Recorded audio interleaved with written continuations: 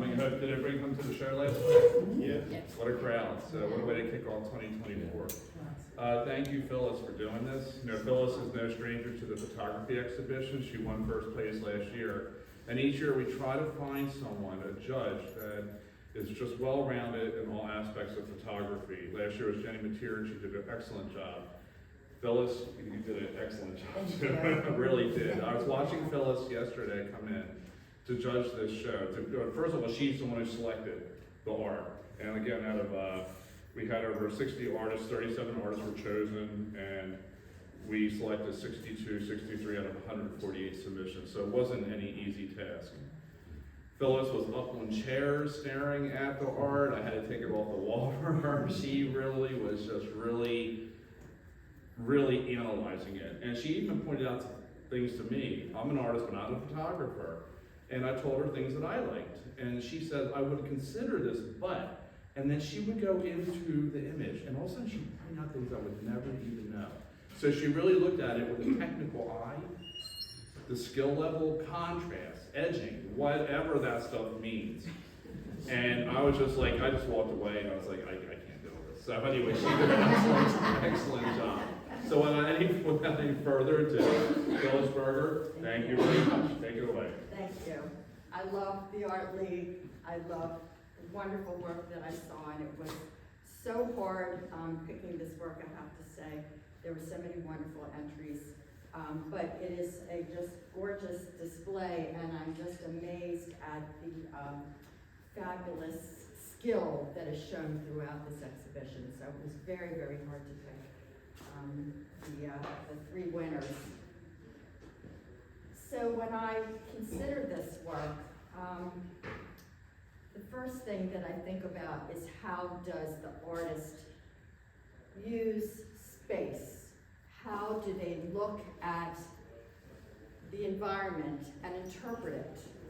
So we have images that have tremendous technique, and I was just blown away at the skill that many of all of the photographers have. It's fantastic. But I was also looking for people that had a little bit more of an interpretive approach to space. And so I'd like to talk first about Wendy Erickson's image, which I just think is an amazing, amazing piece. What I love about it is that it surprises me. It's a place that I've been. I did recognize it in Cape Henlopen, but a completely different approach. It reminds me of, well, I would say first off, that it's kind of a trip back in time for a number of reasons. Number one, to me, it refers to an antique process called a tintype. I have to ask Wendy if this is something that she was thinking about, which is a lacquered piece of tin. And when you coat a surface, it doesn't always come out exactly clear. So this might be an artist from, 100 years ago that was using this type of process. But to me, it's almost like a portal back in time. It reminds me, I know that Cape Henlopen was used by the Army during World War II, but it takes me back to World War I in that I'm imagining, and if you get up close, you will see that it looks like possibly water droplets on the page. It reminds me of a poem by Wilfred Owen. I don't know if any of you are familiar with it. Dolce and, hold on one second, so that I can, because now it escapes me. Dolce et Patre Memori Est, which is, it is sweet and good to give your life for your country, which was a commentary on World War I and the loss of life during that time. And so when I look at this, I almost feel that I'm looking through a gas mask, which was what he was referring to in his poem about a gas attack, and the condensation that might be on the inside adapted to the areas where if you were looking through that mask, some would be sharp, some would be covered with mist. And I'm very interested to hear from the artist about this stripe going down the middle. What does this refer to? But I think it's always great to have a piece that you can respond to so strongly that it could remind you of a poem that is very close to your heart, or it can take you to a place where you've been and give you a completely different feeling. So I just want to give Wendy a great round. Would you come and tell us a little bit about it? Or, Oh, yeah, thank you very much. oh, okay. Well, Will you come up? Come up. Sure.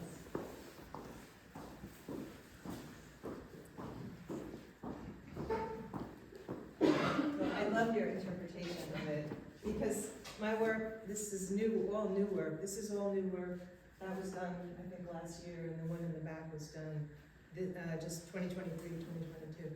So the work is all about the passage of time and how time kind of ravages things. And I guess I was in kind of a bad space for the last few years, and I was thinking more about things that, making things look the way they don't look, making them look more wasted or ruined. And the original title for this project was called Wasteland. And then after a while, and I have tons of these photographs, I've been working and working and working and working. And after a while I said, well, it's really not fair. It's kind of insulting to call it Wasteland. So I thought chronicles and observations and how things are observed over time. And I love your interpretation, because that's exactly what I'm going for in that, maybe not the gas mask or all, but it's exactly, I want people to tell their own story. And I've had that happen in the past, like many, many years ago. I had a show, and it was at a psychiatric hospital, and when the show opened, they let the patients come see the show. And I had a woman come, and it was a big square photograph, and it was these really creepy trees. And it's the first time that ever happened to me, because this woman came up to me, and she ran up to the photo, and she said, "That's Rebecca." I'm like, what are you talking about? And it was the Alfred Hitchcock movie that it reminded her of, and I said, I guess I'm in the right place then. So ever since then, I've wanted to tell a story, but I want people to tell their own stories, really. So thank you for that interpretation. I appreciate it very much. And the line, I have photographs of this, sort of like the one in the back, that are panoramic. And I didn't want to do a pano of this. These are two photographs that I put together to create the circle. I really love circular shapes and different shapes. So it's almost like a stereo view, but not really. I also made that reference to, yes. So yes, that's great. I don't know, I enjoyed this picture, and I printed it out.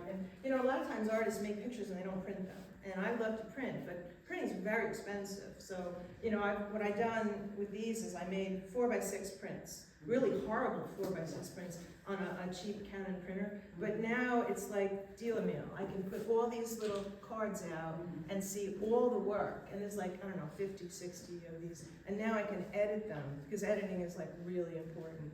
And then I can say, okay, well, then I will take it and make a good print. And this was one of the ones I chose to make a print from. So I don't know what the other ones are going to be like. So. My process example. Is it? Yeah. So would you tell us a little bit about what processes okay. you use? Well, I'm really into the history of photography, and I love wet plate and platinum and palladium, and I truly love wet darkroom. That is really my specialty, is black and white darkroom. I've done it since I was a little kid. But I moved here, and I no longer have access to darkroom. And I had been using this technique for a while, and this was made through my iPhone, through an app. And then what I do is sometimes what I'll do is I'll make a photograph with my Sony A7 R2, which is a very nice high-end camera, and I will bring it into my phone. I will edit it in my phone with maybe the Tintype app or Hipstamatic, and then I'll put it back into Photoshop on my big desktop. And usually what happens is, when you use the app, you get all these little little marks and things, and sometimes it looks really fake. So I end up putting it back on my computer, and I remove about 50% of the marks to make it look more realistic. And a lot of people just will put it in the app, boom, boom, boom, and it's like, it looks fake. Like, there's no way it could possibly be a wet plate or a tintype or anything, you know? So that's kind of what I do most of the time. And I use my iPhone more than anything now because it's just so easy, and the files are huge. And, you know, my Sony, it's like, you gotta charge the battery, and you forget it, and you don't bring it, or the lens, and this, you know, so that's what I do. Wow, fantastic job. Thank you. Love it. I'm curious as to what app you'd like to use. The app I use on my phone to make this look is either Hipstamatic, which I use, and then another one called Tintype. So the tintype, so I got the tintype. Yeah. But it's weird because it doesn't look like a tintype, it really looks like a wet plate. Yes. Collodion. Yeah, fantastic. Okay, excellent, thank you so much. Wow, all right. So then we have Chris in the back. Is Chris here? For number 2. Oh, yes, that would be fantastic.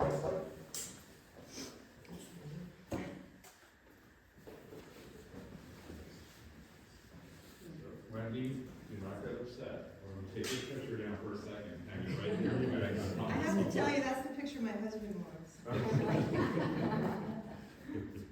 I promise to put it back up.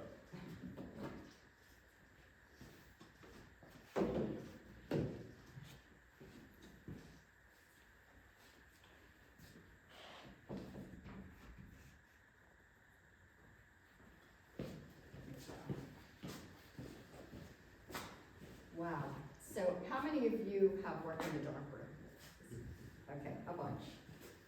This might look kind of familiar in that when we worked in the, this is a digital print, I'm sure, but when we worked in the dark room, we got those, if we did a great job in shooting and processing our film, fantastic, rich blacks, beautiful, brilliant whites, and depending on what we were doing, you know, we tried to get those 10 tones that Ansel Adams had with the zone system. Now, of course, we have 256 tones and more with our digital cameras. But this, to me, harkens back to a really special time in photography. Talking about interpretation of space, just turning the world into black and white is an interpretation of space. And we're thinking differently about the world in black and white. We're thinking about geometry. We're thinking about line. We're thinking about texture. We're thinking about volume. And all these things are present in this image. Plus, I think the image is in a way rather whimsical to me because we have this very precious assortment of, I guess they're paintings on the wall, but there's nothing there. And yet it's corded off and, you know, protecting them. Then we have this wonderful figure on the side. Someone mentioned that it reminded them of Georgia O'Keeffe in her younger days, and I agree with that. What is she looking at? I really have no idea. Is she just dreaming of something, or is she seeing something very interesting? Her stance looks like she is perhaps concentrating on something. I don't know if any of you are familiar with the filmmaker Chris Marker, who made the film La Jetée, which was, if you haven't seen it, it's really fantastic. It is a series of still images, thousands and thousands of images that are put together in a movie. You forget that they're still images, and they tell a fantastic story taking place in Paris. And this reminds me a lot of it because I feel like, number one, it reminds me a little bit of Cartier-Bresson, the decisive moment where it's just this millisecond in time. And I think about what happened before, what happened after. I wanna know what happened in those next moments. What does she do? What is she thinking? How would this be different if she turned around and looked at us? Would the mystery be gone? So I love the sense of storytelling with this image. And also, I'm just loving the contrast. So she's not interested in bringing out, a series of grays. She has a little bit in here, which is very nice, but basically, it gets that gorgeous, gorgeous high contrast that we really miss. Maybe some of you remember Plus X, which was, a fantastic film. But if we were in a museum and we were using Plus X, we all know what would happen. We would be underexposed. So we can't really do that anymore unless the museum allows us to bring in a tripod, because Plus X was 25 ASA, ISO. And so, 125. what? Oh, 125, thank you. And so we didn't have a lot of latitude in terms of what we could do to get our exposure, and also to get the depth of field. Now you'll notice, if you get up close to this, that the depth of field does tend to drop off as we go towards the woman standing here because of the angle of the camera. And when I looked at it yesterday, I was trying to decide how I really felt about that. And I decided that I actually really love it, because I feel like she's in a bit of a dream. And so I think that works really, really beautifully. So, Chris, I wish you were here, but I just think it's a fantastic photo. So, does anyone have any questions for me about that photo? Okay, then I think we can move on to the next one.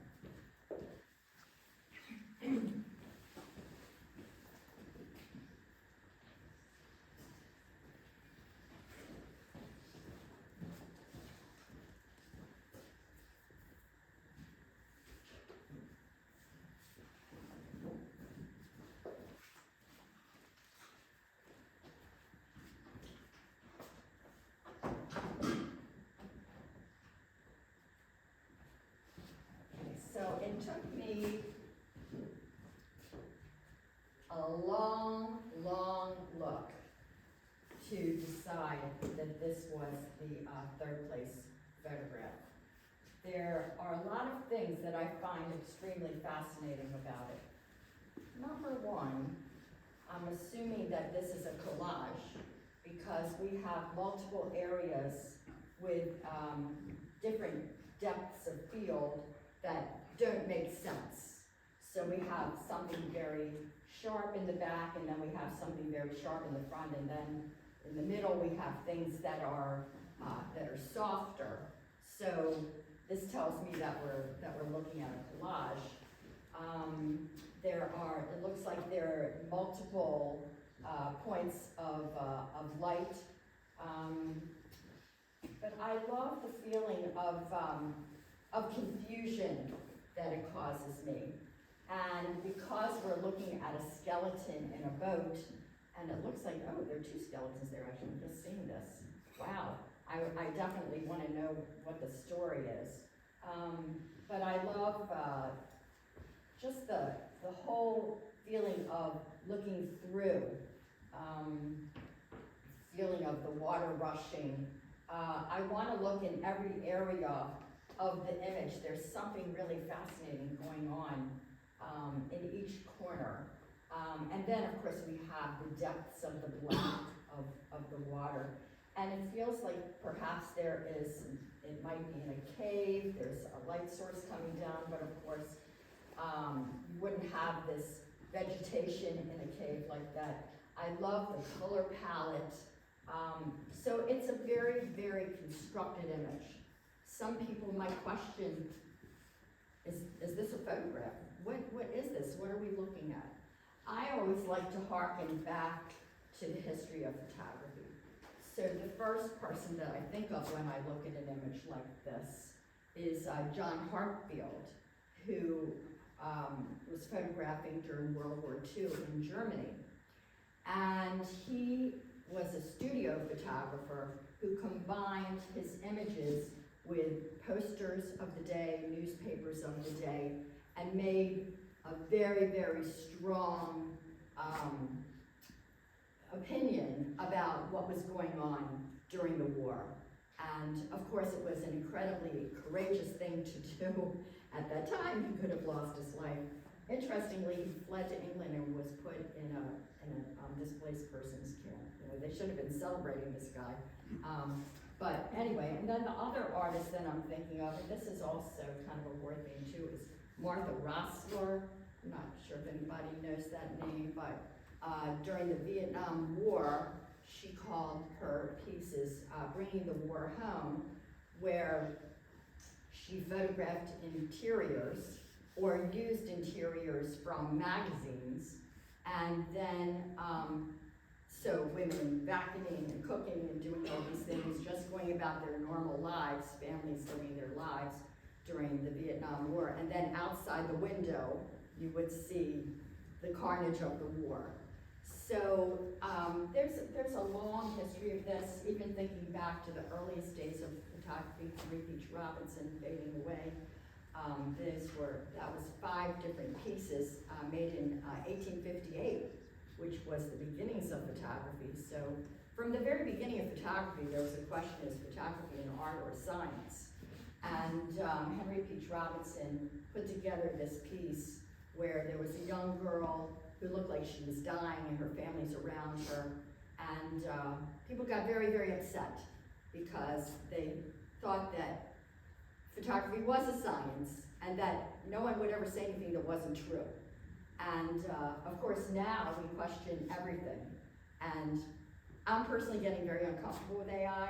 I don't know where that's gonna take us. I'm hoping that people will still get out in the landscape. I'm looking at this amazing, amazing image right here and thinking, I guess you could make something like that in AI, kind of, but you wouldn't have the skill, you wouldn't have the experience of being in that place, you wouldn't have, I don't know, I think it must have been a very spiritual kind of moment to be in a place like that. I know this is your photograph, and that's not you. Who was it that was talking to you last night? Well, Scott's not here. Oh, he's not here, I'm He's sorry. not here. You kind of look like him. I'm sure that was just such an amazing moment. I would hate to see that get lost with the advent of AI. So a long history of what brought us to a moment like this. So, and that kind of, are there any questions about anything at this point? Well, I agree with the AI as well with you, because even as an artist outside of photography, you can create something on your computer, but you don't have the feeling. You can't capture the emotion in the art as it being there. You have to feel it. It's something you have to feel to make your work stand out more than others. And if you're just behind the computer, you don't have that emotion. So true, so true. So much would be lost. So, well anyway, I think I'll segue, oh yes. From the jurying process, which you did online, were there anything when you showed up in person that surprised you in terms of presentation? Like the very tiny image over there with the giant hat drew me in, but were there others that you thought, I thought this would be bigger, or I thought this would be, you know, not on metal, or? Right. Is the person here who? Yes. Yes. Oh, okay.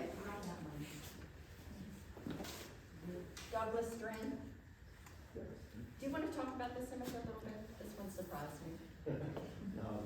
Yes, I could. This was shot. I was touring a city, and I didn't really have any idea what my intention was when I shot it. It looked, it was an interesting sign. I said, oh, there's an interesting man, let me just grab this shot. And the more I looked at it, the more mysterious it became for me. Like what's going through his mind?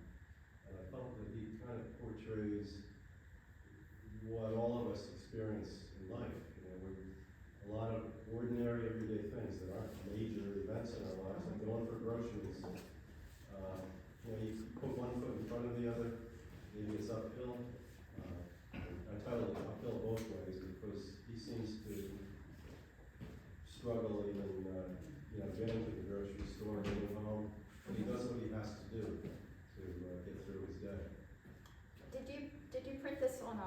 metal paper? What did No, what it's did you do? it's a matte polymer paper. It's a matte primer paper, interesting. It has, it's the glass. This is what threw me yesterday, because it has a shimmer to it that I did not expect. So do you know what kind of glass that is? No, no. I think it needs like a museum glass so that you can really see into the detail, because when I saw it on my home computer, I was really blown away by all the detail in here with the sign and everything else, and so I'm sure it is still there, but it's a little bit hard to see. So I would definitely switch out that glass, because it is a phenomenal image, and it definitely reminds me of Cartier-Bresson, The Decisive Moment. He's exactly in the right place, right between these two entryways. If you took it a second later or before, it wouldn't be the same. So I really, really love that piece. And I had a really, really, before I knew that Wendy also took the little magical garden in it's a very tiny piece, it's a cabinet card. Did you make the cabinet card? Did I make it? Yeah. Yeah. Wow. Oh, it's a acid-free chipboard on the back. Oh, very, very interesting. So cabinet cards were used, I would say like in the, what would you say, the late 1800s, early 1900s. It was when photography became very popular and people could afford to have photographs of their families in their own homes. I brought you some visual aids. Oh, very If you want to nice. show them. Oh, here we go. Well, thank you. So here are some cabinet cards. So as you can see, these are extremely sharp. The lenses were fabulous. They were made in studios. They weren't made in the field.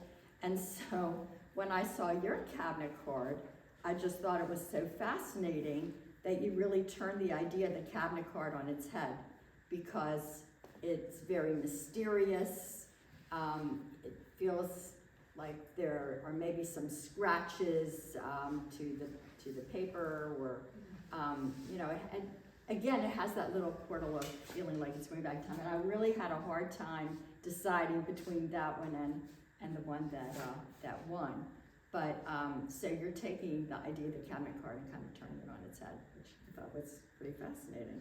So anyway, I don't know if you want to You can pass them if somebody You wanna- wants to see them. pass these around. Those are mostly from the 1800s. So these are all family photos. They would have been in the in the cabinet, in the living room, or out on the table. Bigger than an iPhone. Yes, so the cameras were huge. People had to be very, very still, because there were long exposures, and so we don't always have, things that feel like people are just smiling. Okay. All right, so, yes. Since this is a rare opportunity, I would love to have your feedback on my image. Oh, yes, which one is it? It's the one, the canal. The blue The one. bike path, the blue. Wait, To your left. oh, here. Oh my gosh. This reminds me of Cibachrome. So do you remember Cibachrome from? No. Okay, so Cibachrome was a positive process for the slide film that you could get the most incredible tonal range and colors. So like if we compare it to something like this that is very, very muted, and this reminds me of film as well, when you're not correcting for the light.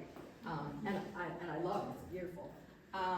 But this has a very pristine quality that is just really, really gorgeous. I love the reflection in the water. How much, now, I'm gonna give you just a little criticism here. That's fine. you have a little bit of an edge where the trees meet the sky. Were you working on this in Lightroom or Photoshop? I didn't. You didn't at all? It was an out of the camera image. Okay, then it comes from the camera lens. When there is high contrast between two elements, you can often get what's called fringing. Is that the same as ghosting? No. No. So, or it's also called chromatic aberration. Okay, So in, do you use Lightroom at all? I do. Okay, so in Lightroom, there's a place where you can it's just a box that Yeah, you you're check. correct, Yeah, right. chromatic aberration, and see if you can get rid of that. If that doesn't do it, go into Photoshop. There is, I think it's under Image Adjust, defringe, and you should be able to do it. Worst case scenario, which I've had to do a million times, and not very happy when I have to do it, is using the clone tool. And do you know how to use the clone tool in Photoshop? Yes. Okay, so for those of you that aren't familiar with it, you can make a selection, you can invert that selection, you can expand it, and then you can use the clone tool to just clone the sky along the edge. And yeah, so it's a really, really beautiful, beautiful picture. So congratulations on that, it's gorgeous. So, anyone else? Okay, oh, yes. And in the other canal, one right beside I feel like I'm looking at a painting. you. So tell us about your technique. It's really beautiful. It was so on thin tissue paper. I printed it on thin tissue paper and then mounted it on a wood panel, and then put in the color. I changed the image to black and white. And then painted the color in with encaustic pigments, with beeswax. Oh, did you really? Paint, and you paint that. You heat it up and on a hot plate, and then you paint those in, and you put the color in that way. So that's why I could accent the cloud reflections in the water and kind of get some of the color back in there. So it is a painting. It is. It's kind of a hybrid painting. Yeah. Well, it harkens back to the hand-colored photographs from the early days of photography, when there was very little access to any way of making an image in color, and so those images could be, done with pencils, colored pencils, or they could be done with oil paint, or so it's just gorgeous. Is this the subject matter that you usually use for something like this? Just when I'm out walking, I said, "Oh, this looks like a good image," so I just took it while I'm walking. Yeah. Well, I think because you have big areas of that don't have a lot of detail, that I think it lends itself to that very, very well. Yeah, I would love to see what you would do with an environmental portrait. I think would be really, really. You mean with the person? Or Yeah. You with the person? So to have the person really big in the frame, and is your background painting? And I just play. Yeah. I just play with a little bit of everything. Yeah. So, Now, I love it. I think it's really, really beautiful. And it would just be great to, I know you can't have this during the judging process, but to know exactly what materials people are using and how they process and what they do. Right. And so this is a really great opportunity to see what people are doing, and the inventiveness is just incredible. So I love it. Congratulations. and I know you're going to get to your images, but were a lot of those collages, or are those all just photographs? They're a bit of everything. A bit of everything. A bit of everything. And So, all done on the computer, or some by hand? Or, no, they're all done on the computer. So, anyone else like a critique? Just jump up. Jump up for it. First look. I want to be there.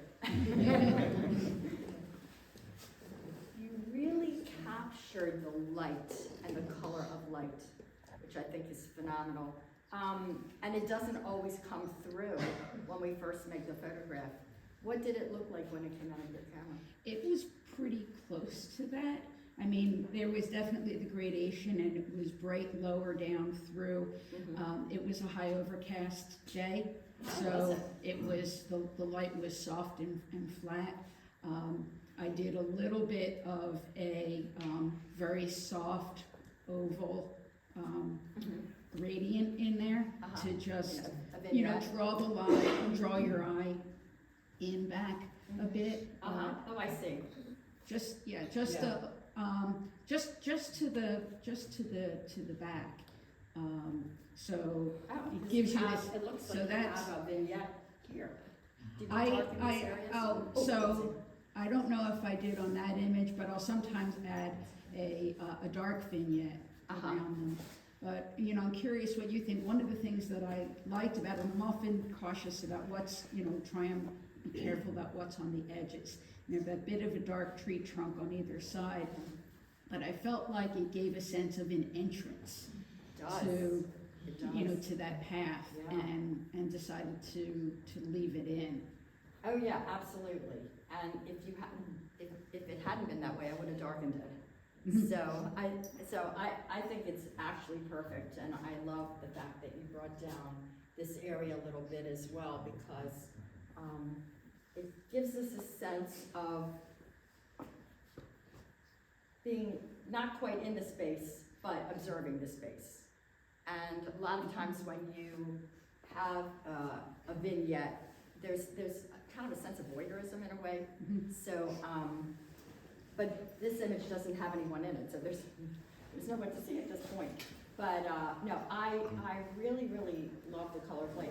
Now, it's very interesting to me that you said it was a flat day, because this has a lot of punch, a lot of contrast. Yeah, it was high overcast, but if it was sunny, then you would just see, there would be blotches of sun and shadow. It would have been too contrasting. Exactly. I have a version with somebody in it. Yeah. My husband is the model, but it didn't work. We were saying, you know, a man holding up with a child holding two fingers further up the path probably would have been great, but I didn't have those models. No, I love it just the way that it is. I also like the fact, and I don't know if you did this in the computer or not, but the sense of atmospheric perspective, where anything that goes towards the horizon is going to be brighter than what's in the foreground. Yeah, that was where I said I brightened just a little bit, but it was, I mean, I worked with what was already there. Yeah. I didn't create anything that wasn't in the image to begin with, but just, you know, emphasized a little bit. I love it. I love it. It's beautiful. I hope you'll do a series of these. I think it would be gorgeous. And you printed it on canvas? This is printed on canvas. I thought canvas kind of lended itself. And it would go great on acrylic or metal too, but my sense when I looked at it was, you know, it just had that soft light, and I thought canvas. What are your thoughts on what you would want to see it printed on? Well, I think that this is gorgeous, and honestly, the canvas is a surprise, because I usually think of canvas as being a little bit flatter, and this has, you know, such a contrast. So, no, I think it's beautiful. Where did you have it printed, or did you do it yourself? Bay Photo. Bay Photo. Right, Bay That's Photo, wonderful. and that's a, online. yeah, it's mail away. They're out of California. Wow. And did they match your colors? Yeah, I sent it with a profile. That's fantastic. So you probably have profiles on your computer and everything. Yeah, my monitor's your profile. monitor. So I think this is a great example of how, if you do all the right things with profiling your monitor and sending your profile, and doing good color correction, that you get a beautiful, beautiful print like this. So congratulations. Fantastic. Might as well do the whole column. Can we take this down? Or take that? Yeah. I don't want to bump some. Yeah. You want to go on the wall, Juror? Oh, I'll just. show and tell. So, I'm interested to know how you did this, because, I'd like to know.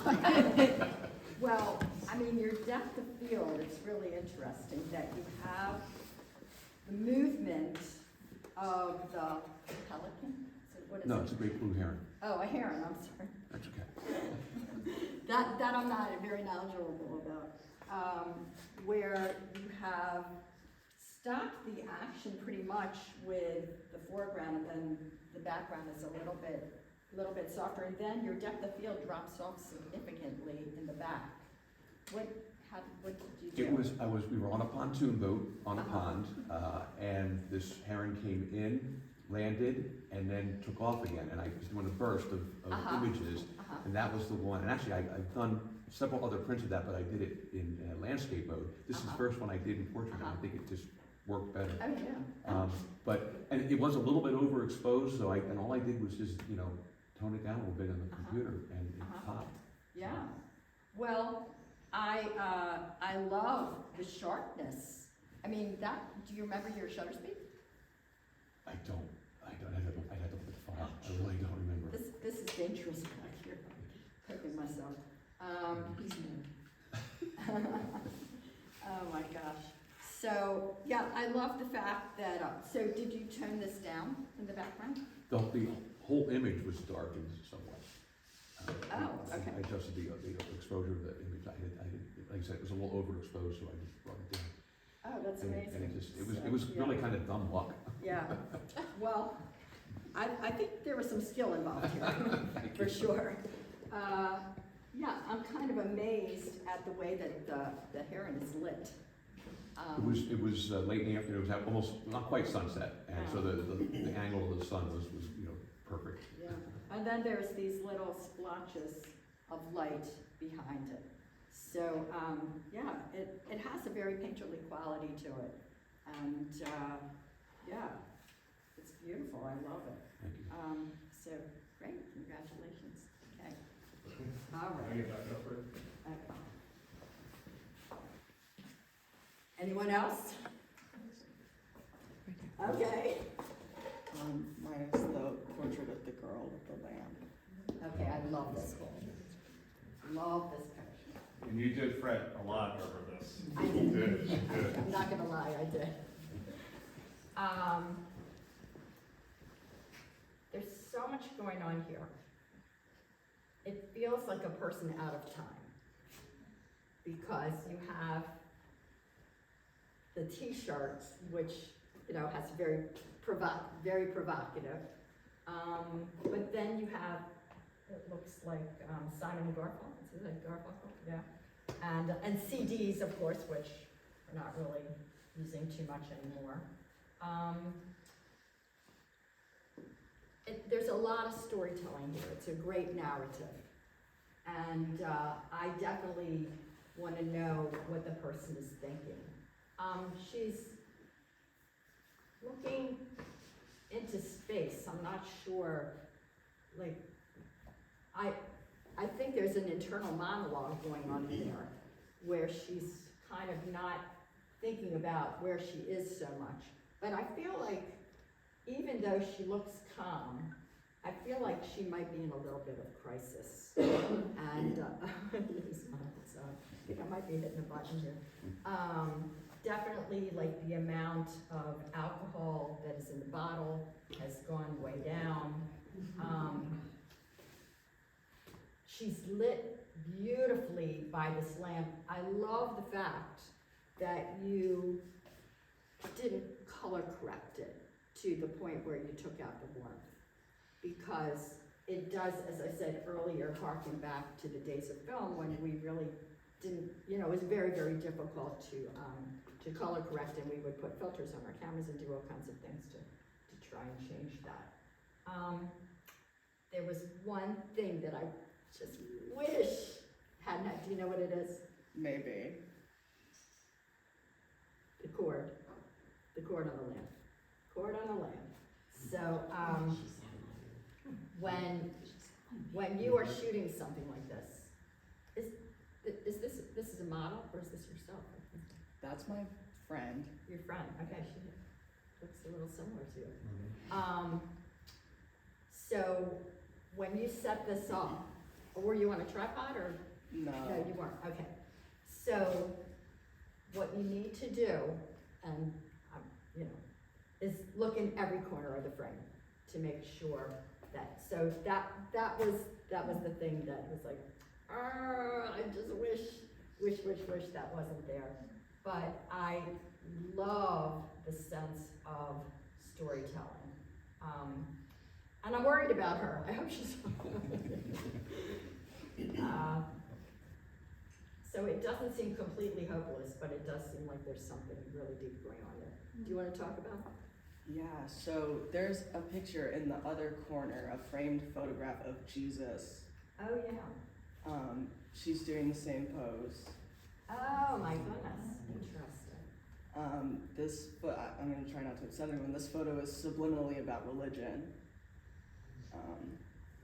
in a juxtaposition type way, I suppose, because she's doing the same exact pose as the picture of Jesus in the corner, and Jesus is being lit by the sun. She's being lit by a lamp. It's obviously night out. There were actually a lot of things in this picture that I had to like crop out. Like there was an outlet just blatantly on the wall, so I actually had to get rid of that. And then there was like, did I see that? it's when you in the original online image. I remember that outlet. Yeah. And my husband and I were looking at these together right before I came, and I said, why did you leave that outlet in there? Yeah, so I cropped that out, and there was I had to burn that out, and then there was a thing on the curtain that looked like it was coming out of her mouth as well in the digital image, so I had to burn that out as well. I didn't think about the cord. That would have been a little harder to do. Yeah. Well, then it kind of feels like a crisis of faith, I would say. Yeah. So, very, very powerful image. Was the light, did you add light to her face, or was it just from the lampshade? No, so I had to go into Lightroom afterwards because this picture was so severely underexposed because I was trying to stay true to the only light source in the room, which was that lamp and those fairy lights. So I had to go into Lightroom afterwards, and oh man, it was a disaster. I had to bump up the exposure, and then it was like grainy, and then I had to do. Well, I have to hand it to you. It really, really looks good.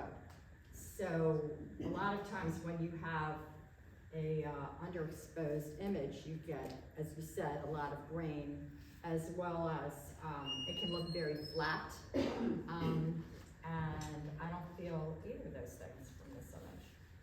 So very powerful work. Congratulations on that. So I just want to make a comment on that too, because you set that up yourself, right? Well, there are very famous photographers who do constructed photographs, and they make these giant photographs, and I just can't think of his name right now. He has a whole crew of like 50 people to do this. So you did an amazing job just by yourself. Gregory Crutzen. Yeah, yes, great. And you did it yourself, which is amazing. Yeah. So now as you keep, is this something you're gonna keep doing? So you have to just take your time, you know, and just, because it's lovely. Yeah. And get a tripod. Multiple exposures. Use a tripod. Rack it. Well, the thing about the tripod, so I'm also emphasizing use a tripod. But the thing about a tripod is that you don't have that freedom of movement, a little bit up, a little bit down, and catching the moment. Yeah. So with our cameras now, I mean, I'm sorry. with our cameras now, with the high ISOs that we can use, you should be able to, you know, be more spontaneous. But I think what can hang you, well, what I would do is, if you're not going to use a tripod, is to, once you take your picture, maybe look at it bigger to see exactly what's in the frame. Because, yeah, that's too bad about that cord. But that is just a beautiful, beautiful image. And I love the way it's really subdued. If you had made it any brighter, done any more manipulation to it, I don't think you would have done it. So, great job. Okay, well, this has gone on and on. Anyone else? Okay. Can you just real quickly, of course, with her being the judge, we always offer the judge a little solo exhibition. And I know there's a narrative on the wall, but there's a pattern to look at them when you go into the room. So can you just briefly explain the lifted veil? Yes, Your I will work. explain the lifted And it's veil. down the ramp into your Yes. left if you haven't seen it. Yes. So, a little bit about my work. For those of you who saw it last night, if you read the artist statement, you'll know that several years ago, we're going back about 5 years now, I was losing my sight, very severely losing my sight. And it had happened gradually. I did not realize that the world was getting darker.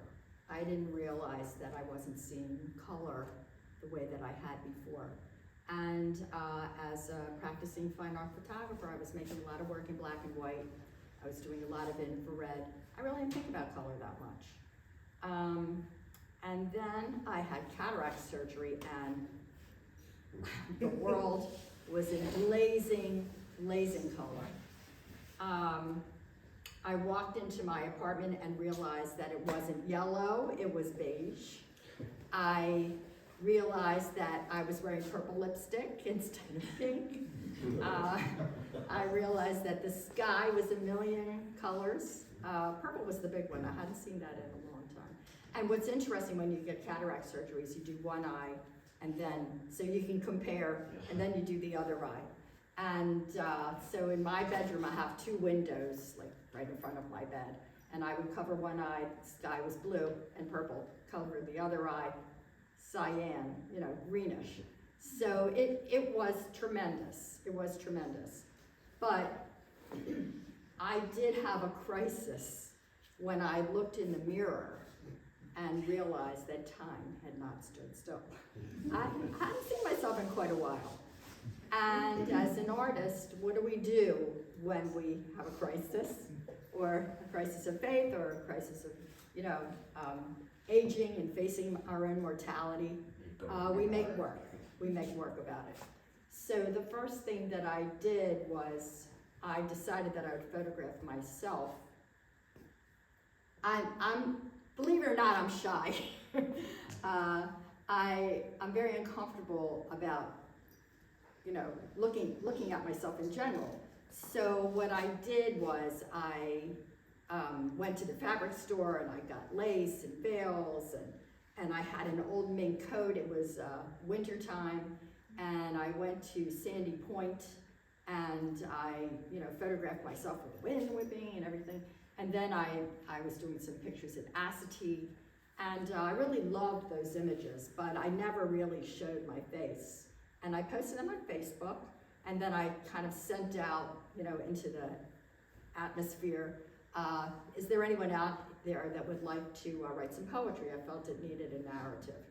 So I taught in Ireland for 10 years in the Burren, which I'll talk about in a second. And while there, I met this wonderful Australian artist who was a painter and a photographer and a writer, and she was a wonderful poet. And she said, I would love to do the writing for this.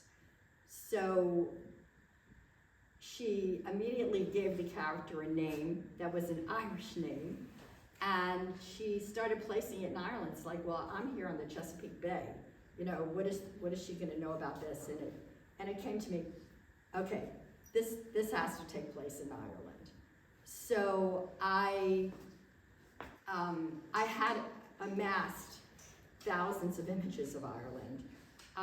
I stopped teaching there in 2019. So I had all those images, but I decided to go back and work on this project, and I went back several times. And it became clear to me that I needed to make this character, give it some sort of, something that was identifiable, because I was never going to show my face. So I wore what I called my magic mystical traveler coat, which is a coat with some circles on it, geometry, and very unusual coat. And I should say that some of this takes place on the island of Inishmaan. Have any of you seen the Banshees of Inisherin? Okay, so this is the area. I was running around this island with I think only it's 180 people that live on the island in what I call my magic mystical traveler coat. And everyone's, who's that lady in that coat?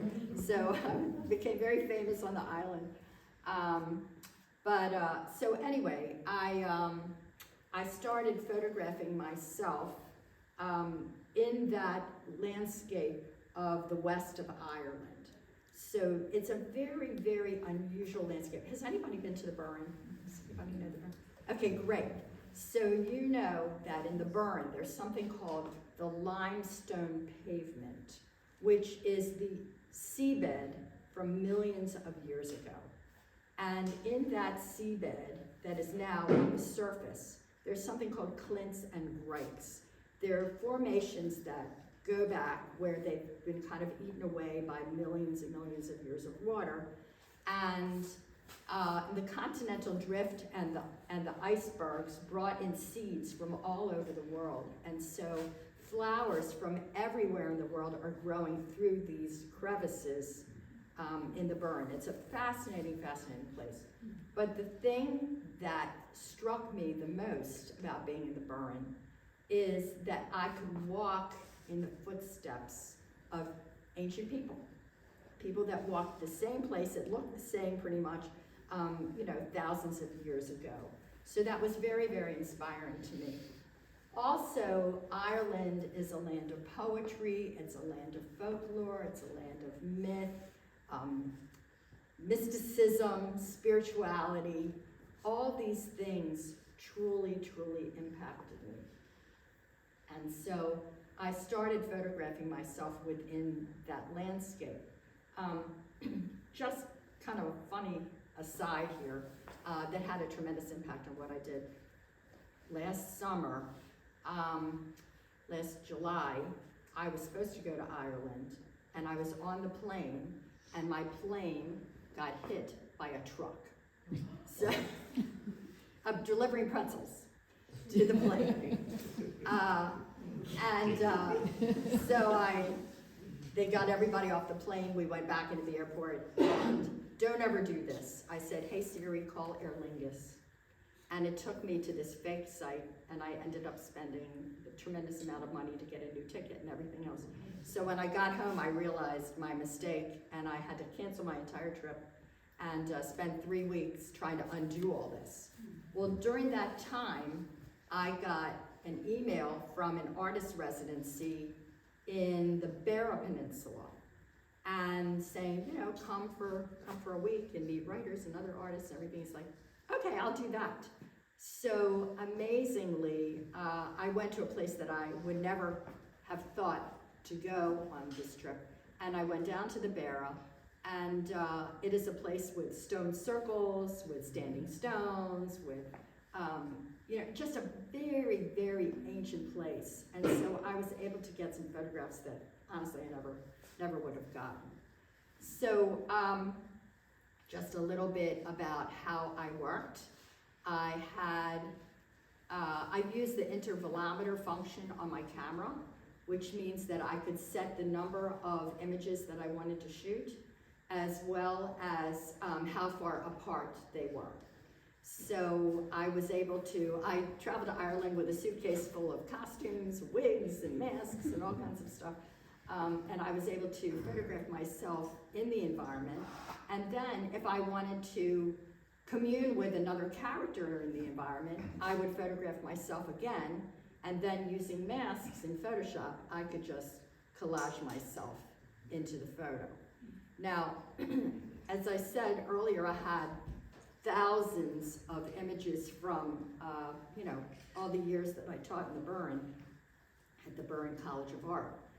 I teach at Johns Hopkins University, and so I took my study abroad students to Ireland for 10 years. So I had all those images, and I realized that the images that I took of myself in the field, if they didn't seem quite right, I could just take myself out and put myself in a new place.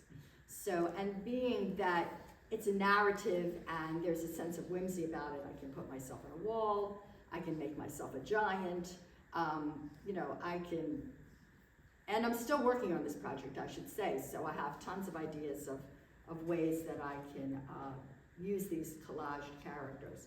But basically, the storyline is that I'm on a spiritual quest to come to grips with my mortality. And in the process, I realized that I am one with the universe. So I'm the stars, I'm the sun, I'm the landscape. I'm part of the landscape. And it's been just a tremendous journey for me. I've loved every single minute of it. I feel like I've made the circle, but this year I'm going to be teaching in Italy, so the magic, you know, the mystic traveler might go to Italy this year to an Etruscan village. We'll see what the next steps are. So that's my story. Thank you so much for your questions. And oh, and I should say, does anybody have any questions about the work? So Yeah. in your images, until I read that they were composites, it never even occurred to me. So that's a testament to. Oh, well, thank you. skill. Some are composites and some aren't. Yeah. So what you can do with a composite, which is really, really nice, is that you can have a person who's sharp. If you use the particular lens that you photographed the person with, the background might get soft as it goes back. But you can have two areas of focus where you can have, great depth of field within one image. And so sometimes people say, not quite sure what's going on there, and not realizing that it's a collage. And a lot of them are also straight photographs as well. So, any other questions? Okay, well, thank you all so much. Thank you.